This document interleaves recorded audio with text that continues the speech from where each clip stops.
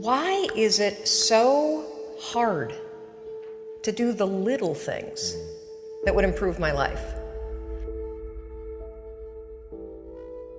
The way that our minds are designed is our minds are designed to stop you at all costs from doing anything that might hurt you. There are so many people in the world, and you know, you may be watching this right now, and you have these incredible ideas, and what you think is missing is motivation. And that's not true. Because the way that our minds are wired, and the fact about human beings is that we are not designed to do things that are uncomfortable or scary or difficult. Our brains are designed to protect us from those things because our brains are trying to keep us alive. And in order to change, in order to build a business, in order to be the best parent, the best spouse, to do all those things that you know you want to do with your life, with your work, with your dreams, you're going to have to do things that are difficult, uncertain, or scary, which sets up this problem for all of us. The one thing we have in this world is we can't control the events, but we can choose what to focus on, we can choose what things mean, and we can choose what to do. Those three choices, those three decisions really control our life. You can always make a decision. That's always in your control. Staying with somebody that treats you like garbage is a decision. It is. Staying at a job that you hate is a decision. Staying in the body that you are not proud of is a decision. Is it going to be easy? No, it's not going to be easy to change. It's simple. It's your job to push yourself. It's not the smartest people who achieve success. It's the people who procrastinate less, make fewer excuses, as they take actions every day towards the goals that they want to achieve. Indecision is the thief of opportunity. Indecision means the door is still closed. Indecision means the opportunity waits. Indecision means what could be is postponed or may never be. If you want to be successful at anything in life, never leave the sight of setting a goal without doing something that commits you to fulfillment. The next morning, the alarm goes off, and I pretended NASA was there. It's the stupidest story. I literally went 5, 4, 3, 2, 1. I counted out loud, and then I stood up. And I'll never forget standing there in my bedroom. It was dark, it was cold, it was winter in Boston. And for the first time in 3 months, I had beaten my habit of hitting the snooze button. There were moments all day long, just like that 5-second moment in bed, where I knew, knowledge, what I should do. And if I didn't move within 5 seconds, my brain would step in and talk me out of it. Every human being has a 5-second window. It might even be shorter for you. You have about a 5-second window in which you can move from idea to action before your brain kicks into full gear and sabotages any change in behavior. Your life is what you think it should be. That's exactly what you are right now. You are what you thought you should be. And if you don't like who you are, you got to change what you think you should be. What you think is more important than what you do. And so if you want to change, you got to work on this attitude bit. Decide, commit, act, succeed, repeat. The one thing that all the greats have in common is they sweat the small stuff. They pay very, very close attention to every detail.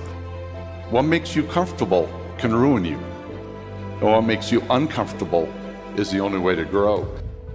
What you are and what you become depends on how you use your time. The billionaire and the beggar both have 24 hours every day.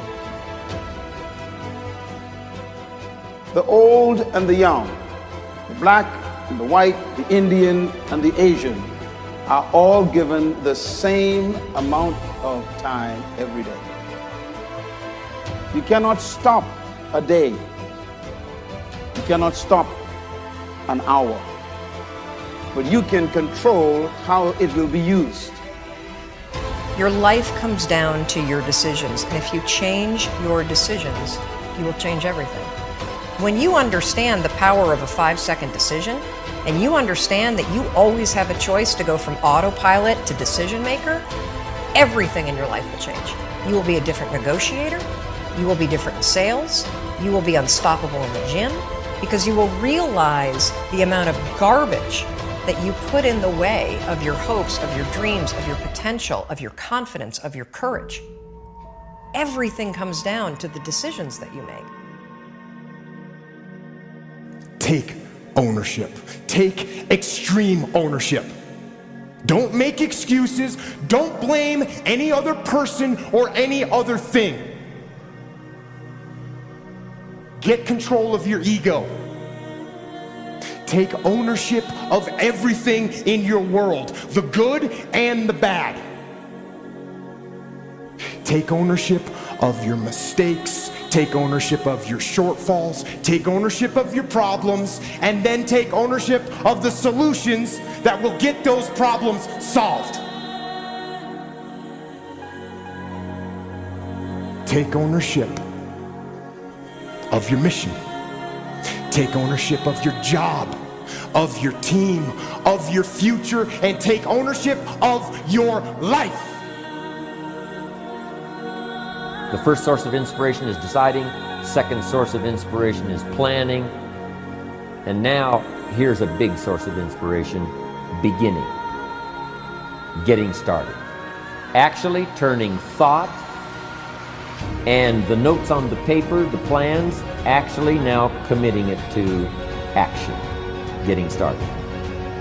I'm a humongous believer that ideas are and that execution's the game. Well, I think the one thing that discipline definitely does help you with is it helps you get things done. And when you get things done, when you actually do things, you have more success. If you have more success, and sometimes a big part of success is just not being f***ing lazy and just doing it. Yeah. That's like 90% of it is just showing up. Get there and start working. Like, you're not gonna feel perfect every day. If I only worked out when I felt good, I'd be a fat f***. Discipline, it does start with waking up early. It really does. But that is just the beginning. And I always say that discipline is the root of all good qualities. But you have to absolutely apply it to things outside of just waking up early. It's everything. It's working out every day, making yourself stronger and faster and more flexible and healthier. Discipline is eating the right foods to fuel your system. It's about disciplining your emotions so you can make good decisions. Doing the tasks that you don't necessarily want to do, but that you know will help you. The thing about self-discipline is that it is necessary for everything you do in your life. You have to be self-disciplined. Discipline is not punishment. It's not.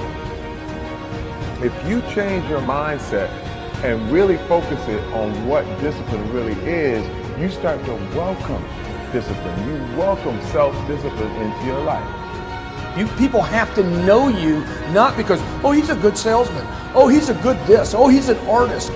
People need to know you for one major thing first. He works. He produces. The guy's there every day. The guy's pushing and shoving. Because the truth is, no matter how good your ideas are, how good your art is, or how good your skill set is, If you're not working, man, if you're not vibrating at a frequency that people say, my God, how does that guy do all that? If you're not vibrating at that rate, if you're not working at that level, you're not going to make it.